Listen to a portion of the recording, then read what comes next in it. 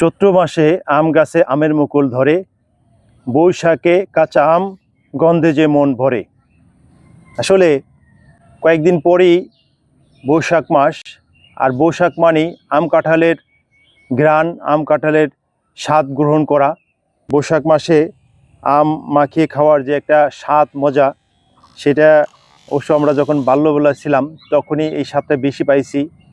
দেখেন যে আমরা কি করতাম, এরকম এই যে ঝিনুক, এই ঝিনুক ঘষে তারপরে এটাকে ধার করে তারপরে এটা দিয়ে আমরা আম ছুলতাম, তারপরে এইভাবে আম মাখিয়ে খেতাম।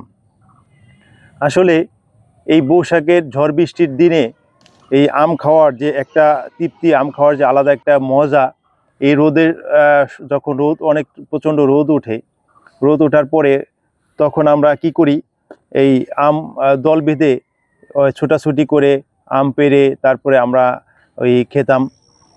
ক্ষেত থেকে মরিচ এনে তারপরে লবণ দিয়ে, তারপরে এই যে কাসন, এই কাসন দিয়ে, এই সরিষার যে কাসনটা, এই কাসনটা দিয়ে আম মাখিয়ে খেলে আসলে আলাদা একটা মজা পাওয়া যায়। দেখেন যে অলরেডি আম মাখানোর কথা শুনে আমার কিন্তু জিভে জল চলে আসছে। আর প্রতিটা মানুষেরই কিন্তু এই আম মাখানোর প্রতি আলাদা একটা লোভ, এবং আমের কথা যখন টক আমের কথা বলা হয় অথবা এই আম মাখানোর কথা বলে, তখন কিন্তু মুখে জিহ্বার কিন্তু এটা পানি চলে আসে।